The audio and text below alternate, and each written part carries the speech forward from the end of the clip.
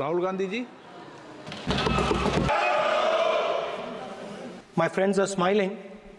Budget है sir, budget पे ही बोल रहा हूं सर। जो अभिमन्यु को हिंदुस्तान के युवाओं के साथ, my friends are smiling but they are also scared. They are scared sir, मैं आ रहा हूं सर। बजट है सर, बजट पे ही बोल रहा हूं सर। जो अभिमन्यु को चक्रव्यूह में फंसाया गया था वही हिंदुस्तान के साथ किया गया है। हिंदुस्तान के युवाओं के साथ, हिंदुस्तान के किसानों के साथ, हमारी माताओं बहनों के साथ, स्मॉल बिजनेसेस के साथ, मीडियम साइज बिजनेस के साथ। सर अभिमन्यु को 6 लोगों ने मारा था। उनके नाम द्रोणाचार्य, कर्ण, कृपाचार्य, कृतवर्मा, अश्वत्थामा और शकुनी। सर आज भी चक्रव्यूह के बीच में 6 लोग हैं। सर चक्रव्यूह के बिल्कुल सेंटर में, चक्रव्यूह में हजारों लोग होते हैं सर, मगर उसके बिल्कुल सेंटर में 6 लोग कंट्रोल करते हैं। तो जैसे उस टाइम 6 लोग कंट्रोल करते थे वैसे आज भी 6 लोग कंट्रोल कर रहे हैं चक्रव्यूह को। नरेंद्र मोदी जी, अमित शाह जी। प्लीज एक मिनट प्लीज। नहीं सर बोलने दीजिए। हाँ, आप बैठिए। इस चक्रव्यूह ने क्या किया? जो हिंदुस्तान को रोजगार देते हैं, स्मॉल एंड मीडियम बिजनेसेस हैं, जो करोड़ों युवाओं को रोजगार देते थे, उन पर इस चक्रव्यूह ने आक्रमण किया। कैसे किया? नोटबंदी, जीएसटी और टैक्स टेररिज्म। आप लोग आतंकवाद की बात करते हो।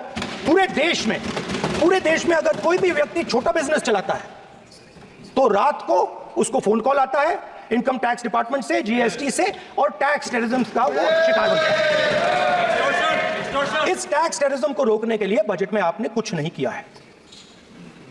तो टैक्स टेररिज्म के कारण, और ये जो आपकी नीतियां हैं, जो आपने कोविड के समय बड़े बिजनेसेस की मदद की और जो स्मॉल एंड मीडियम बिजनेसेस थे उनको खत्म किया, उसके कारण आज हिंदुस्तान के युवाओं को रोजगार नहीं मिल सकता है। बिल्कुल एक युवा को रोजगार नहीं मिल सकता है। अब फाइनेंस मिनिस्टर बैठी हैं। अब युवाओं के लिए आपने क्या किया? बजट में आपने इंटर्नशिप प्रोग्राम की बात करी, और यह शायद एक मजाक है, क्योंकि आपने कहा कि ये इंटर्नशिप प्रोग्राम सिर्फ हिंदुस्तान की 500 सबसे बड़ी कंपनियों में होगा, और 99% जो हमारे युवा हैं उनको इस इंटर्नशिप प्रोग्राम से कुछ लेना देना नहीं, कोई फायदा नहीं होने वाला है। तो आपने पहले टांग तोड़ दी और उसके ऊपर आप बैंडेड लगाने की कोशिश कर रहे हैं। मेन मुद्दा आज युवाओं का एग्जाम पेपर लीक है। जहां भी हम जाते हैं, आपने बेरोजगारी का चक्रव्यूह बना दिया इनके लिए, और जहां भी हम जाते हैं वो कहते हैं देखिए बेरोजगारी है मगर पेपर लीक भी होता है। तो आपने एक साइड पेपर लीक चक्रव्यूह, दूसरी साइड बेरोजगारी चक्रव्यूह। पेपर लीक मैं आपको बताता हूं 10 साल में 70 बार हुआ है। अगर आप जानना चाहते हैं, 10 साल में 70 बार हुआ है। तो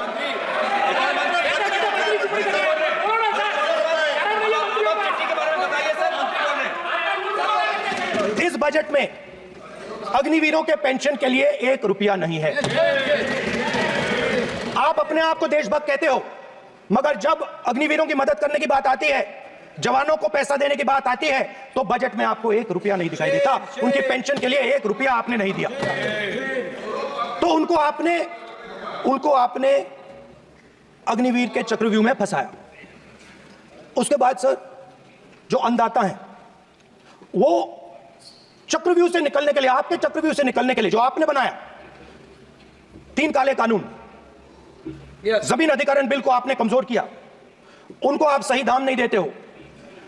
इस चक्रव्यूह से निकलने के लिए उन्होंने आपसे सिर्फ एक चीज मांगी है, 2 चीजें नहीं मांगी है, सिर्फ एक चीज मांगी है। उन्होंने कहा है कि हमें लीगल गारंटीड एमएसपी देना। आपने उनको बॉर्डर पे बंद कर दिया, रोक दिया। आज तक रोड बंद है। आप उनसे बात करने को तैयार नहीं है। वो यहां आए, मुझसे मिलने आए, आप उनको अंदर नहीं आने दे रहे। माननीय सदस्य, आप सदन में असत्य नहीं कहे। आप वो एक मिनट, हाँ चलिए, चलो।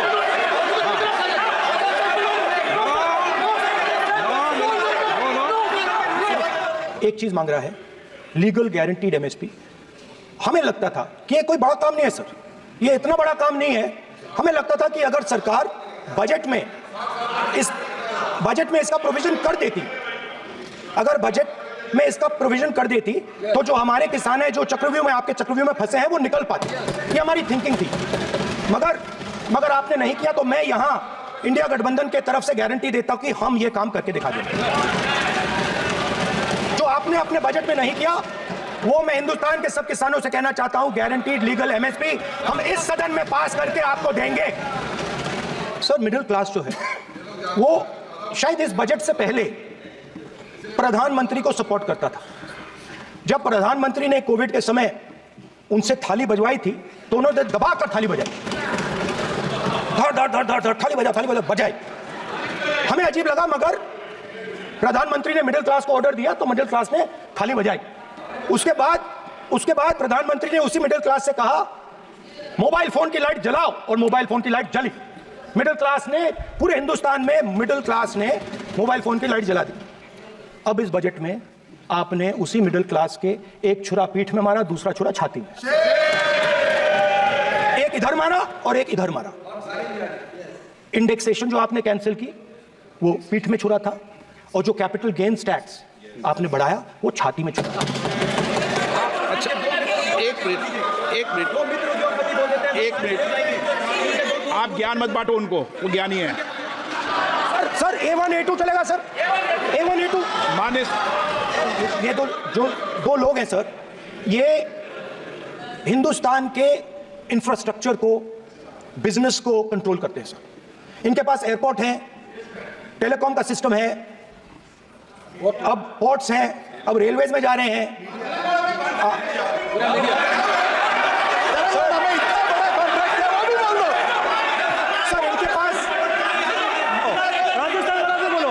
सर इनके पास हिंदुस्तान के धन की मोनोपोली है। तो सर मैं समझ नहीं पा रहा हूं इनके बारे में मैं इंडिकेट कैसे करूं। इनके बारे में बोलना तो पड़ेगा सर।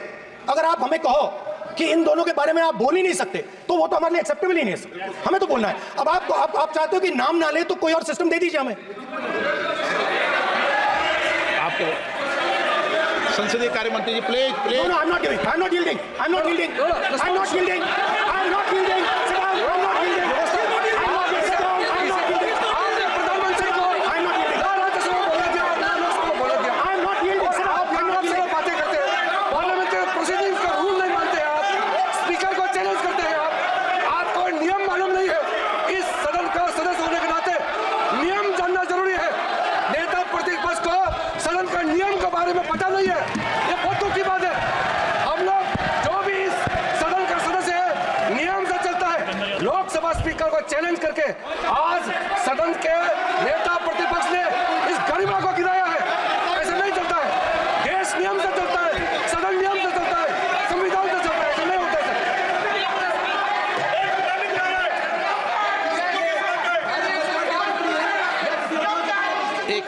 स्पीकर सर, मैं समझता हूं मंत्री जी को रक्षा करनी है, मैं समझता हूं। No problem. वो सर ऊपर से ऑर्डर आया है सर ऊपर से ऑर्डर आया है सर, मैं समझता हूं, मैं इस पर कोई टिप्पणी नहीं करूंगा। बजट का जो हलवा है सर ये बट रहा है, और इस फोटो में सर मुझे एक ओबीसी अफसर नहीं दिख रहा, एक आदिवासी अफसर नहीं दिख रहा, एक दलित अफसर नहीं दिख रहा मुझे। ये हो क्या रहा है सर देश का हलवा बट रहा है सर, और इसमें 73% का एक है ही नहीं सर। ये आप लोग हलवा खा रहे हो और बाकी देश को हलवा मिल ही नहीं रहा है। ठीक है सर, 20 अफसरों ने बजट को तैयार किया, हमने पता लगाया। 20 अफसर, शांत हो जाइए प्लीज सर। 20 अफसरों ने, उनके नाम मेरे पास है, अगर आप नाम चाहते हैं मैं दे दूंगा। 20 अफसरों ने हिंदुस्तान का बजट तैयार किया है। मतलब हिंदुस्तान का जो हलवा है 20 लोगों ने बांटने का काम किया है। अब स्पीकर सर, उन 20 लोगों में से 90% लोगों में से 90% लोगों में से सिर्फ 2 हैं, एक माइनॉरिटी और एक ओबीसी। और इस फोटो में एक भी नहीं है। मतलब फोटो में आपने पीछे कर दिया, फोटो में तो आने नहीं दिया आपने, कोई नहीं आ सकता। और मैं चाहता था कि बजट में जाति जनगणना की बात उठे, जो पूरा देश चाहता है। 90% हिंदुस्तान जाति, 95% जाति जनगणना चाहता है। कौन चाहते हैं?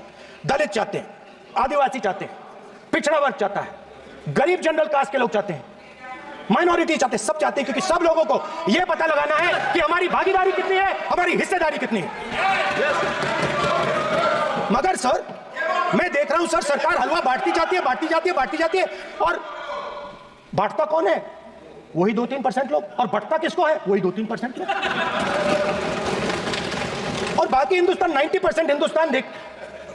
फाइनेंस मिनिस्टर मुस्कुरा रही है, कमाल की बात है। ये हंसने की चीज नहीं है मैडम, ये हंसने की बात नहीं है, ये जाति जनगणना है, ये जाति जनगणना है, इससे देश बदल जाएगा।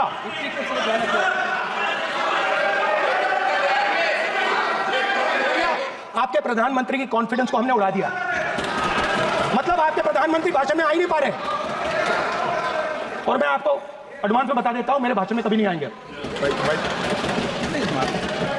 सर। मैं अरे सर इसमें क्या गलती है सर? एक बात बताइए,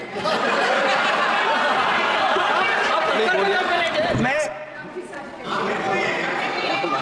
जो आपने चक्रव्यूह स्पीकर सर, जो चक्रव्यूह बनाए गए हैं,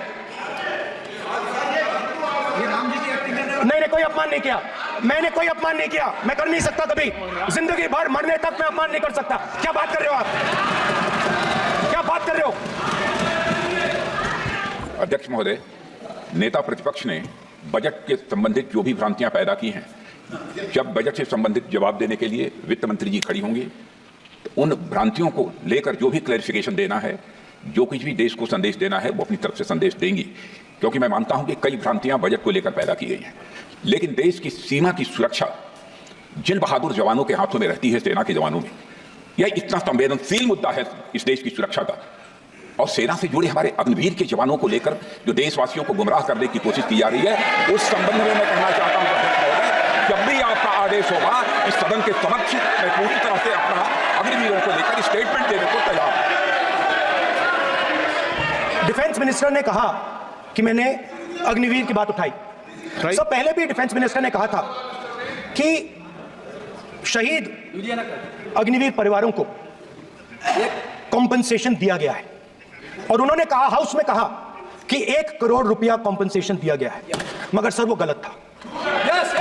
सर उस शहीद परिवार को इंश्योरेंस दिया गया था, कॉम्पनसेशन नहीं दिया गया था। सर मैं ये कहना चाहता हूं सर, ये सच है सर, और सर भाषण के एकदम बाद सर कॉम्पनसेशन दिया था सर, सर ये सच्चाई है सर, इसको कोई नकार नहीं सकता, ये सच्चाई है सर।